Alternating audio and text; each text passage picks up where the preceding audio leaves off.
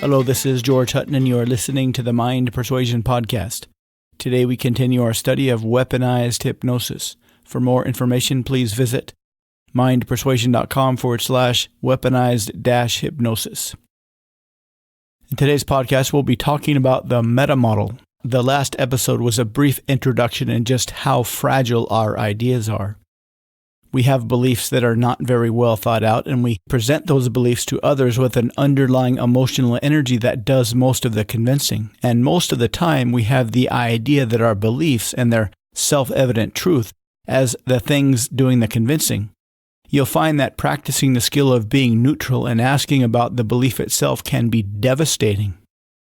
The reason is that very few of our beliefs are accurate. Unless we have a belief about a principle from mathematics or physics, they are formed by a collection of feelings and very inaccurate maps of our reality.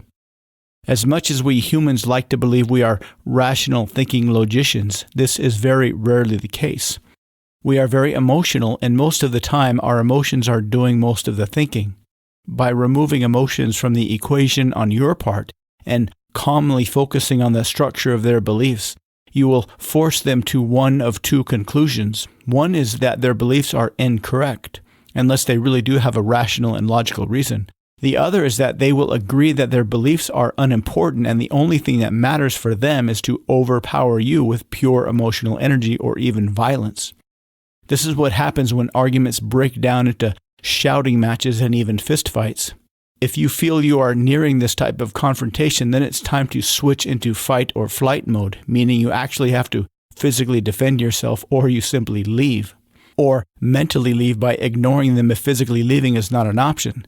The stronger the emotional force of their argument or imposition, the more flexibility you'll need in your neutral questioning. What do you mean is usually fine for small, inconsequential disagreements, but when somebody is imposing a larger idea on you, it's time for the heavy artillery. Metamodel. The metamodel is perhaps the most underappreciated linguistic weapon. It forces anybody to remain in the land of logic and rational thinking, which we know is rarely the case.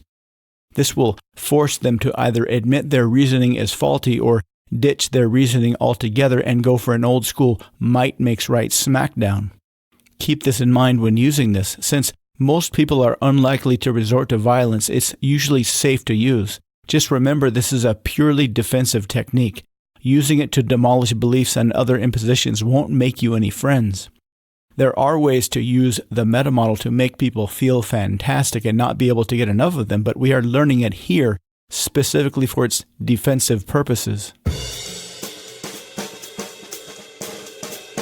Always ask for more specificity.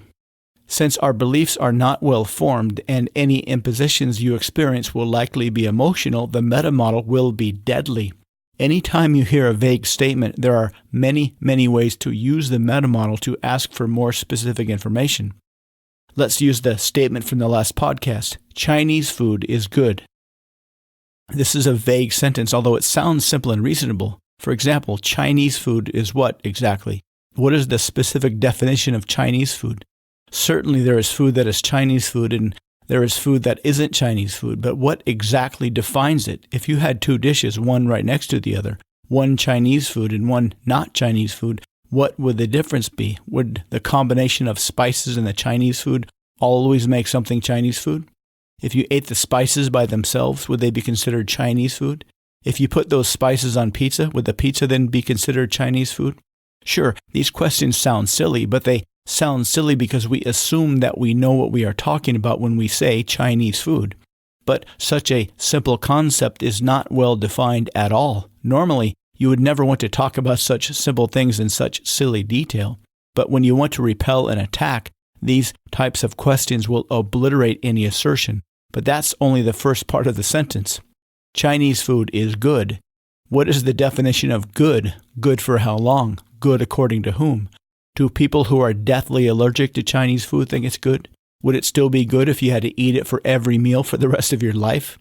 Would it still be good if the price went up threefold? Would it be good if you found it in a garbage can on the street, delivered to your table while you watched a rat scurry across the floor? Again, these are silly questions few of us would ever ask, But when asked about any kind of statement of belief that somebody is imposing on you, their emotional energy underneath the beliefs will evaporate.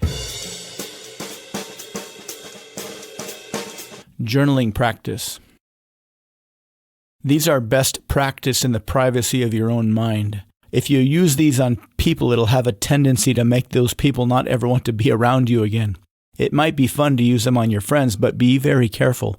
Few people enjoy having their beliefs questioned, because once any of our beliefs are questioned, we will be forced to realize that they aren't nearly as true as we think they are. Consider that as humans, having a collection of beliefs that can never be proved is part of being human. Our brains simply cannot function without a lot of shortcuts and efficiencies in our thinking. These simple questions can be very devastating, which is why they are considered linguistic weapons. Practicing martial arts feels good, but few people use them on unsuspecting people just for fun. Only criminals and sociopaths do that. But people that practice martial arts still see the value in practicing them.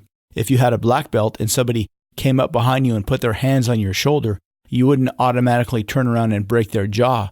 You would simply escape their grasp in the easiest way possible and keep a safe distance. Consider these language skills the same way. By practicing these, you will soon see holes in everybody's logic, including your own. Accept this as the human condition. Only use these when you need to obliterate the thinking of your enemy. How to practice. Sit down at the end of the day and think of one statement you heard that day, either from somebody in person, somebody online, or somebody on TV. Then come up with as many questions as you can, like in the Chinese food is good example. A great way to practice this is in online forums. Register anonymously with an email that can't be traced back to you. Then just practice destroying statements others make. Even this will invite quite a lot of anger, so be careful. Getting yelled at online can still be tough to take, but your ability to think on the spot and come up with as many metamodel questions in real time from a neutral position will make you impervious to any verbal assaults. I'm George Hutton. Thank you for listening to the Mind Persuasion Podcast. For more information, please visit mindpersuasion.com/weaponized-hypnosis. I look forward to speaking with you again soon.